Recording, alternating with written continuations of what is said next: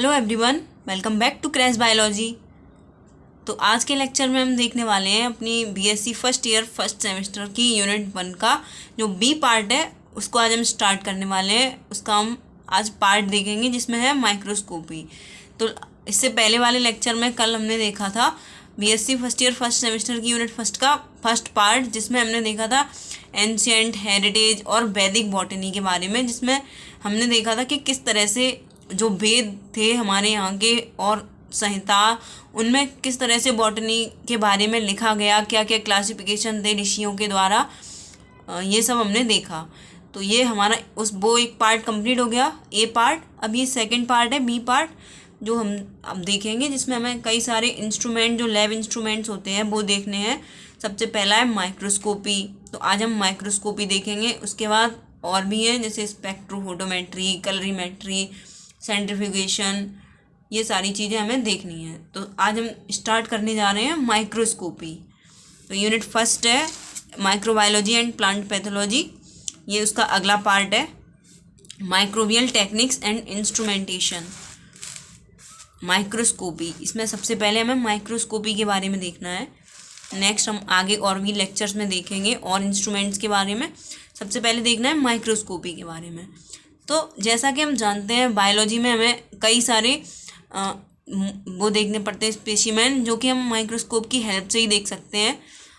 Mostly biology में तो microscope की हेल्प से ही स्टडी की जा सकती है। तो हमें माइक्रोस्कोप के बारे में जानना बहुत इम्पोर्टेंट है कि माइक्रोस्कोप क्या होता है, उसमें क्या क्या लेंसेज होते हैं, ये सारी चीज़ें जानना बहुत इम्पोर्टेंट है।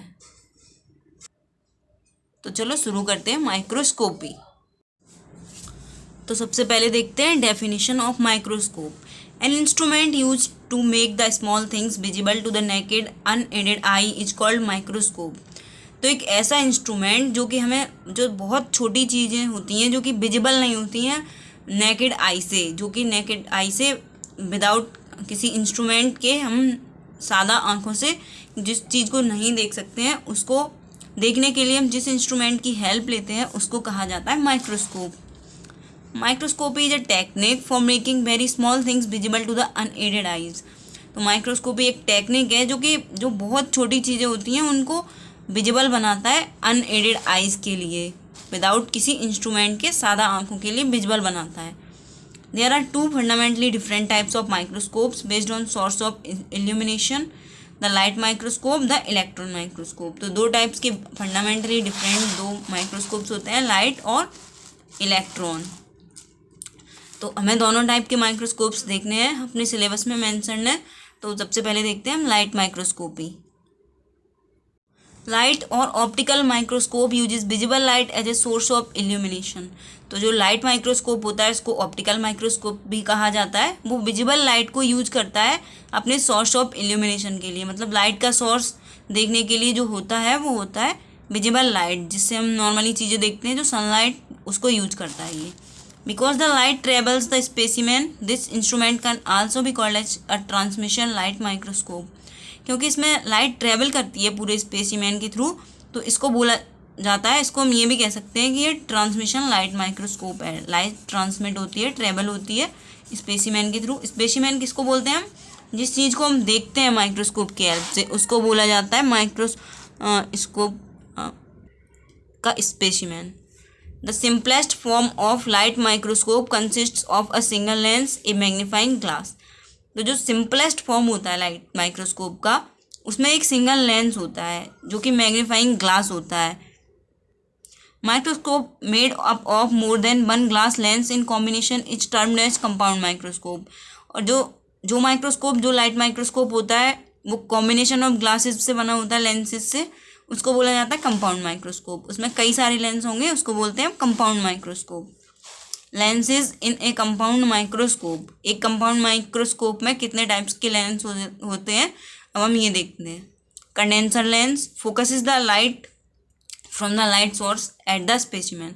तो सबसे पहला हो गया कंडेंसर लेंस। तो ये, इसका वर्क क्या है? ये फोकस करता है लाइट को, जो स्पेसिमेन है उसके ऊपर, लाइट के सोर्स से लाइट के जो स्पेसिमेन है वहाँ तक ये लाइट को फोकस करता है। कंडेंस करता है, इसके नाम से ही समझ जाना। ऑब्जेक्टिव एंड आई पीस, इनका वर्क क्या है? एक ऑब्जेक्टिव है, एक आई पीस है, दो ये लेंस हो गए। The one facing the object is called objective and the one close to the eye is called eyepiece. तो जो ऑब्जेक्ट है, जो स्पेसिमेन है जिसको हम देख रहे हैं माइक्रोस्कोप की हेल्प से, उसके पास जो लेंस होगा उसको बोलते हैं ऑब्जेक्टिव लेंस, और उसके जो जिससे आंख से देखते हैं आई पीस होगा आंख के पास। The objective has a smaller aperture and smaller focal length than those of eye piece also called as ocular. तो जो ऑब्जेक्टिव होते हैं उनका अपर्चर है वो स्मॉल होता है और फोकल लेंथ भी स्मॉल होती है, किनसे? आई पीसेस से, और आई पीसेस को हम ऑक्यूलर भी बोलते हैं। A compound microscope with a single I piece is said to be monocular and one with the eyepieces it said to be binocular. तो एक जो कंपाउंड माइक्रोस्कोप है जिसमें सिंगल आई पीस है, सिर्फ एक आई पीस है, उसको बोलते हैं मोनोक्यूलर, और जिसमें एक से ज़्यादा आई पीस है, दो आई पीस है, उसको बोलते हैं binocular. The word compound refers to the fact that two lenses, the objective lens and the eyepiece, work together to produce the final magnified image. तो जो वर्ड कंपाउंड है कंपाउंड माइक्रोस्कोप में, वो किसको रेफर करता है? वो इस चीज़ को रेफर करता है कि उसमें जो दो लेंसेज हैं, ऑब्जेक्टिव और आईपीस, वो एक साथ वर्क करते हैं एक फाइनल मैग्नीफाइड इमेज बनाने के लिए। एक बड़ी जो नॉर्मल छोटा स्मॉल स्पेसिमेन है उसको मैग्नीफाई करके दिखाने का जो काम है वो दोनों साथ करते हैं, आईपीस और ऑब्जेक्टिव लेंस, इसलिए इसको बोला जाता है compound microscope. The objective lens is responsible for producing the magnified image. तो ऑब्जेक्टिव लेंस रिस्पॉन्सिबल होता है मैग्नीफाइड इमेज बनाने के लिए। तो ये ऑब्जेक्टिव लेंस, ये हमारे एमसीक्यू जो एग्जाम्स होते हैं उनमें भी आ सकता है कि मैग्नीफाइड इमेज प्रोड्यूस करने के लिए माइक्रोस्कोप में कौन रिस्पॉन्सिबल होता है? तो objective lens. It is available in different varieties, 4x, 10x, 20x, 40x, 60x, 100x। तो ये कई सारे वेराइटीज़ में अवेलेबल होता है, और यहाँ पे x का मतलब है कि जो ऑब्जेक्ट है, जो स्पेसिमेन है, उसका 4 गुना या 10 गुना या 20 गुना, जितने गुना हमें देखना होता है उतना हम कर लेते हैं adjustment. The eyepiece works in combination with the objective lens to further magnify the image. तो जो आई पीस होता है वो ऑब्जेक्टिव लेंस के साथ कॉम्बिनेशन में वर्क करता है मैग्नीफाई करने के लिए इमेज को। Eye piece is usually magnify by 10x since an eye piece of higher magnification merely enlarges the image with no improvement in resolution.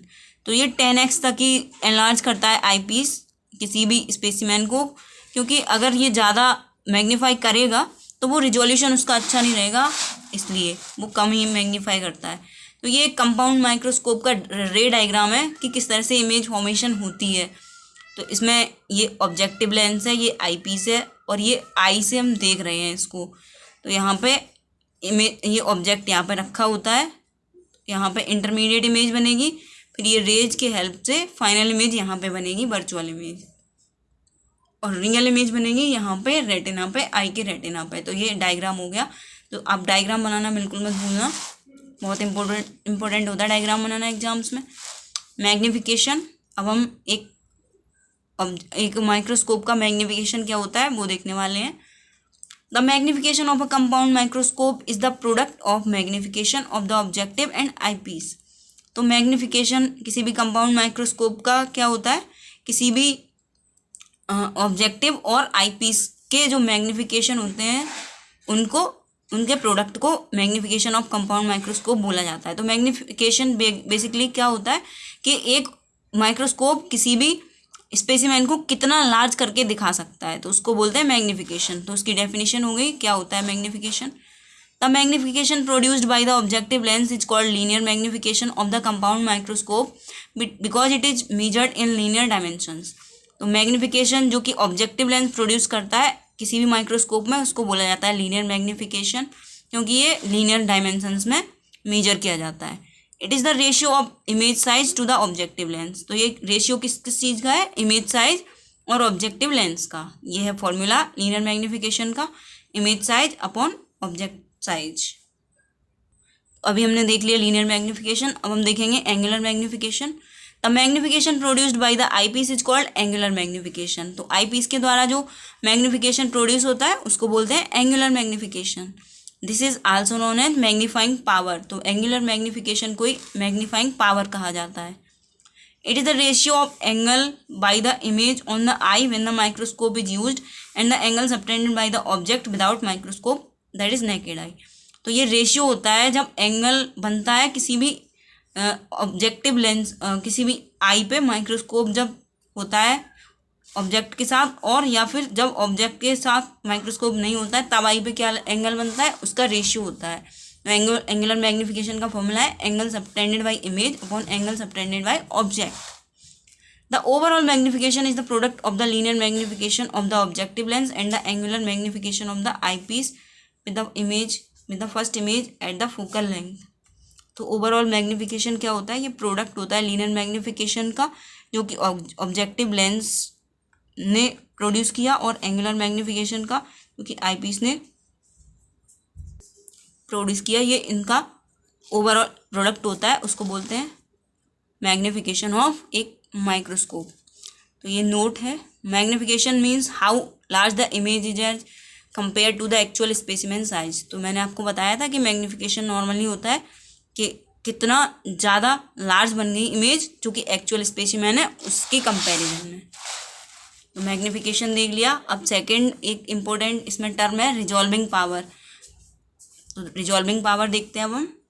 Resolving power is the ability of magnifying instrument to distinguish two objects that are close together.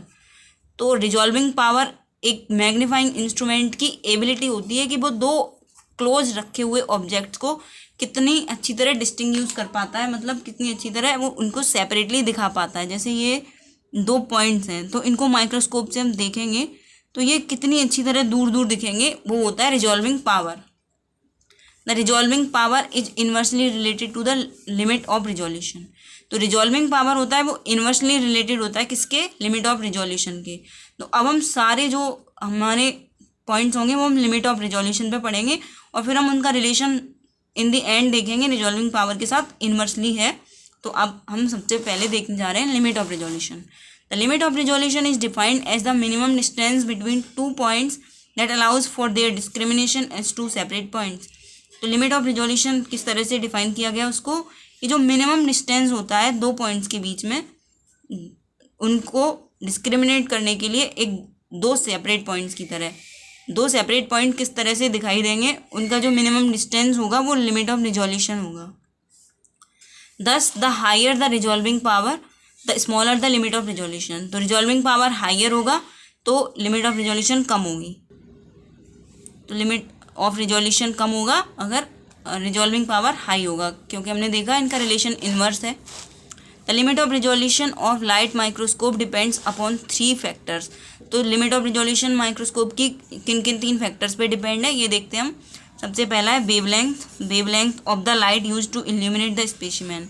Light का wavelength जो कि specimen को देखने के लिए use की जा रही है. एंगुलर अपर्चर सेकंड है एंगुलर अपर्चर, और थर्ड है refractive index of the medium between the cover slip and objective lens. तो रिफ्रैक्टिव इंडेक्स जो है मीडियम और कवर स्लिप के बीच में वो डिपेंड करता है इन सब पे. अब हम नेक्स्ट देखते हैं. The effect of these three variables on the limit of resolution is described quantitatively by the following equation known as Abbe equation. तो एबे इक्वेशन है जो कि इन सब का रिलेशन बताती है लिमिट ऑफ रिजोल्यूशन के रिस्पेक्ट में. तो क्या है वो एबे इक्वेशन, ये देखते हैं. ये बहुत इंपॉर्टेंट है, याद रखना, मार्क कर लेना, स्टार मार्क, बहुत इंपॉर्टेंट है. इस पर काफ़ी सारे MCQs आ सकते हैं कि इसमें जो लैम्डा ये सारी चीज़ें क्या हैं. Limit of resolution equal 0.61 lambda upon n sine theta, ये मल्टीप्लाई का साइन है. तो इसको हम आगे देखते हैं. 0.61 लैम्डा अपॉन न्यूमेरिकल अपर्चर, इस वैल्यू को बोला जाता है न्यूमेरिकल अपर्चर. तो ये इसका फॉर्मूला हो गया. The quantity n sine alpha, sorry मैंने यहाँ पे थीटा बोल दिया, ये अल्फ़ा है. The quantity n sine alpha is called numerical aperture. तो जो क्वांटिटी n साइन अल्फ़ा है इसको न्यूमेरिकल अपर्चर कहा जाता है, ऑब्जेक्टिव लेंस का numerical aperture. Here n equal refractive index of medium present between the cover glass and the objective lens. तो जहाँ पे जो n है वो रिफ्रैक्टिव इंडेक्स है और अल्फ़ा है वो 1/2 एंगुलर अपर्चर है. The limit of resolution of the unaided eye unaided human eye is 100 micrometre. तो लिमिट ऑफ रेजोल्यूशन एक ह्यूमन आई की कितनी है 100 माइक्रोमीटर। अनएडेड ह्यूमन आई की मतलब विदाउट किसी इंस्ट्रूमेंट के सादा eyes. For some value of the limit of resolution the numerator of the equation should be as small as possible, that is the light of the shortest wavelength, and the denominator should be as large as possible, that is maximum possible value of numerical aperture। तो जो limit of resolution की value है उसमें numerator है equation का, जो हमने ऊपर इक्वेशन पढ़ी, वो स्मॉल होना चाहिए, एज स्मॉल एज पॉसिबल, मतलब लाइट की वेवलेंथ शॉर्टेस्ट होनी चाहिए, और डिनोमिनेटर है वो एज लार्ज एज पॉसिबल होना चाहिए, मतलब जो न्यूमेरिकल अपर्चर है उसकी वैल्यू मैक्सिमम होनी चाहिए। Hence resolution can be improved by. तो रिजोल्यूशन को किस तरह से इम्प्रूव किया जा सकता है, अब हम ये जो इक्वेशन पढ़ चुके हैं बेस इक्वेशन, उसके इन्वर्स रिलेशन में देखेंगे। Increasing the 1/2 angular aperture, 1/2 angular aperture को इंक्रीज करके, तो जिस तरह से limit of resolution 1/2 angular aperture को इंक्रीज करके घटेगी, तो उसी तरह से रिजोल्यूशन बढ़ेगा। तो इन्वर्स है ये relation. Increasing the refractive index n of the medium between the objective lens and specimen. तो रिफ्रैक्टिव इंडेक्स को इंक्रीज करके जो मीडियम में है ऑब्जेक्टिव लेंस और स्पेसिमेन के बीच में।